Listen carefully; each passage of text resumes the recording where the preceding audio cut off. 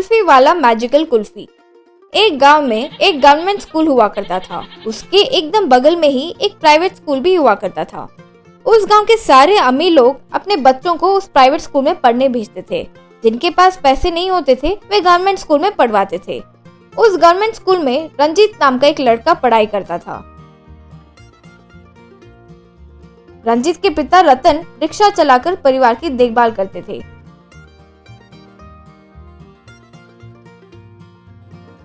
इसकी वजह से रंजीत कुछ भी खरीदने अपने पिता से 1 रुपए तक नहीं मांग पाता था। दोनों स्कूल के आगे कुणाल नाम का कुल्फी बेचने वाला हुआ करता था। कुल्फी बाबू कुल्फी, बादाम कुल्फी, केसरी कुल्फी, पिस्ता कुल्फी, आओ भाई आओ।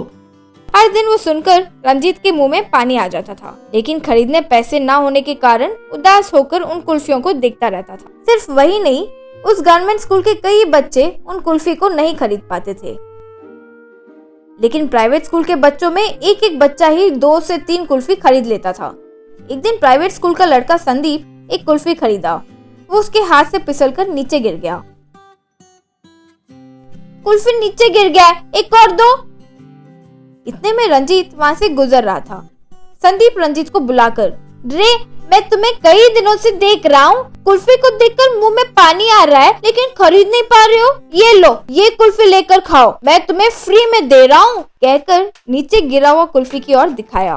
ब्रदर, हम गरीब हो सकते हैं लेकिन इतने भी गए गुजरे नहीं है। क्या है रे, गवर्नमेंट स्कूल में पढ़कर तुझे इतना घमंड है? दया खाकर कुल्फी ऑफर किया तो मुझे ही सुना रहा है। अगर ये कुल्फी पिघलने तक तुम इसे धोकर नहीं खाए तो तुम जिंदगी में कुल्फी नहीं खा पाओगे, उसके बाद तुम्हारी मर्जी, कहकर चला गया। रंजीत बहुत दुखी हुआ।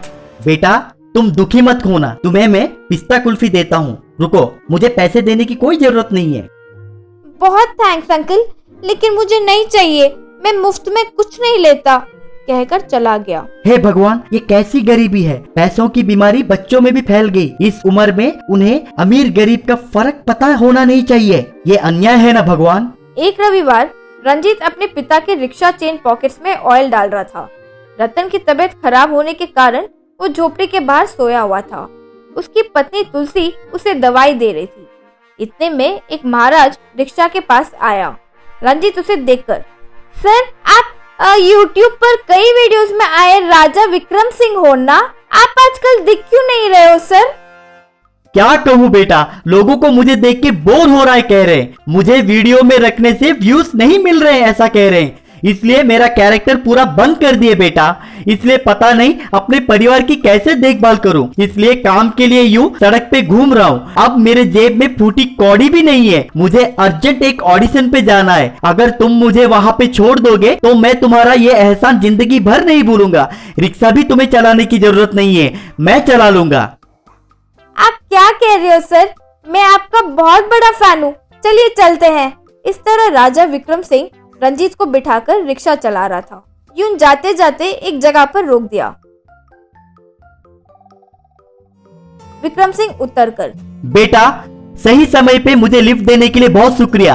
अब तो मैं तुम्हें कुछ नहीं दे सकता, लेकिन YouTube वीडियो पर एक्टिंग करते वक्त एक बार एक सच वाले मुनि को लेकर आए थे। उन्हें मेरा एक्टिंग बहुत अच्छा लगा था और एक बड़ा सा कुल्फी दिए थे।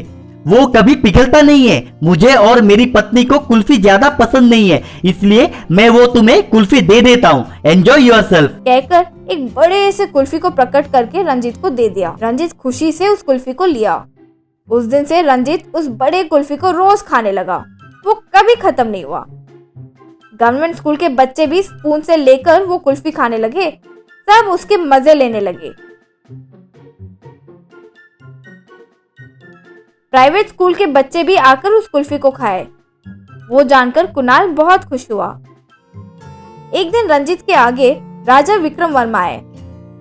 बेटा उस समय सही टाइम पर मुझे ड्रॉप किए, इसलिए मुझे एक अद्भुत किरदार मिला। अगर वो वीडियो चल गया तो मुझे फिर से मेरा पुराना पहचान मिल जाएगी। थैंक यू सो मच सन।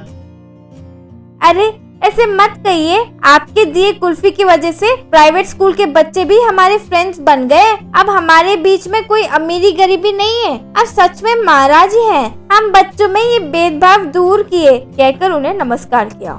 इतने में एक मुनि वहां आकर, महाराजा, हमारा काम हो गया है ना? पुष्पक विमान में हमें 1000 साल पीछे जाकर हमारा साम्राज्य कैसा है वो देखना होगा। इस तरह वे चले गए। ये क्या सच में महाराज है? मेरे लिए 1000 साल टाइम ट्रैवल किए, यानी इनके सारे पुराने वीडियोस देखना चाहिए। Potato chips machine. एक गांव में चंकी पांडे नाम का बंदा रहता था। वो बहुत दिमाग वाला था, पर वो ज्योतिष शास्त्र के ऊपर यकीन बहुत करता था।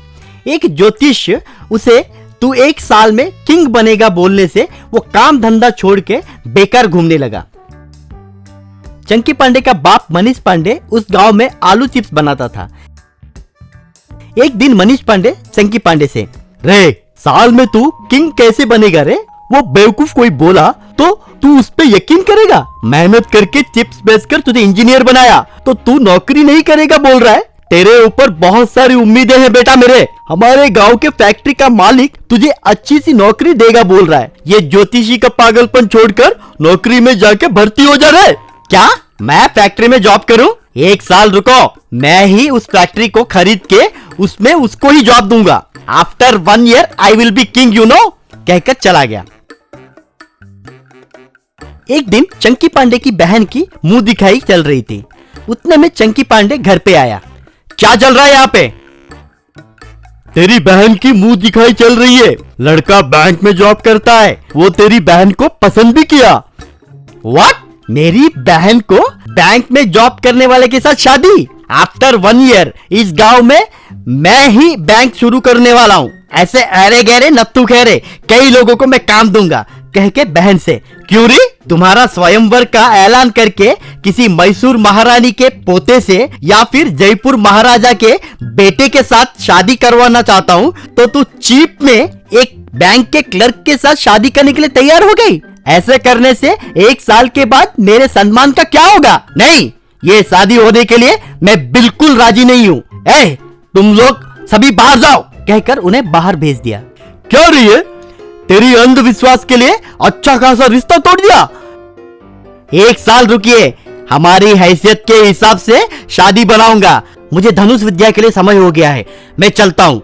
तो वो लोग उसे आश्चर्य से देखने लगे। एक दिन चंकी पिता के चिप्स शॉप के पास आकर, डैडी तुम इस तरह चीप में चिप्स बेचना मुझे पसंद नहीं आ रहा है। कल मैं राजा बनने के बाद तुम्हारे पापा चिप्स बेचते थे, कहकर अगर मेरे राज दरबार में कोई पूछा तो मैं क्या जवाब दूंगा? इसलिए तुरंत इस व्यापार को बंद करके सिंहासन पे कैसे बैठना है उसका प्रैक्टिस करो। रे, तेरा पागलपन दिन ब दिन बढ़ता ही जा रहा है। उस कमबख्त ज्योतिष पे भरोसा करके जमीन को बेचकर 10 उंगलियों में 10 अंगूठियां लगाया। वैसे आज के जमाने में राजा और राज्य कहाँ पे है रे? ज्योतिषी की ताकत आपको नहीं पता है डैडी। दिशा बदली तो कुछ भी हो सकता है। कौन बता सकता है कि फिर से हमारे देश में राज्य शासन नहीं आएगा? फिर से एमपी एमएलए के बदले राजा महाराजा की शासन भी आ सकता है। पार्लियामेंट के जगह पे महाराजा का पैलेस भी हो सकता है। नहीं तो लोग सभी टाइम मशीन के जरिए राजाओं के जमाने में जा भी सकते हैं। इसलिए आप इस चिप्स व्यापार तुरंत बंद कर दीजिए। मैं तेरी बात सुनकर व्यापार बंद कर दिया तो तू राजा तो नहीं बनेगा, लेकिन मैं जरूर भिखारी बन के भीख मांग के तुम लोगों को पालना होगा। वैसे वो ज्योतिष हर रोज चंकी को पत्थर और धागे बेचकर उसके पास से पैसे ऐंठ रहा था। वैसे 1 साल गुजर गया। चंकी ज्योतिष से, क्या है गुरुजी, 1 साल बीत गया।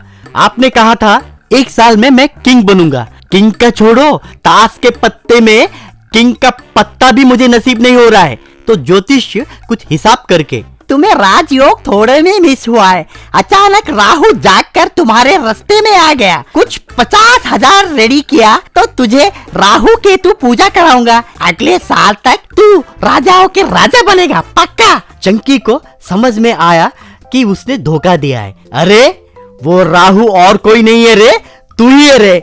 मैं किंग बनूंगा कहकर उकसाकर मुझे सारी जायदाद बेचने पर मजबूर किया ना रे। तुझ पे भरोसा करके मेरी बहन की शादी भी मैंने तोड़ दिया। दोबारा इस गांव में मुझे दिखाई दिया तो चमड़ी उधेड़ दूंगा, जा। बाद में पिता के पास आकर, माफ कीजिए पिताजी, गलती हो गई। जो घमंड मैंने हाल ही के दिनों में दिखाया, इस पूरे प्रांत में कोई भी मुझे नौकरी नहीं देगा। इसलिए मैं अपना व्यापार को संभालना चाहता हूँ। अब से आप घर पे आराम कीजिए। मनीष बहुत खुश हुआ। उस दिन के बाद चंकी पांडे ने आलू चिप्स बनाना शुरू किया। जल्दी ही उसके व्यापार में बरकत आई। बहुत सारे ऑर्डर्स आना शुरू हो गए। डिमांड्स को पूरा करने के लिए चंकी एक आलू चिप्स मशीन बनाया। उससे आलू को कट करके जल्दी चिप्स बनाने लगा। उससे उसका व्यापार 10 गुना बढ़ा। कुछ दिन के बाद चंकी उस बैंक क्लर्क को क्षमा मांगकर उससे अपनी बहन की शादी धूमधाम से किया। मनीष बहुत खुश हुआ।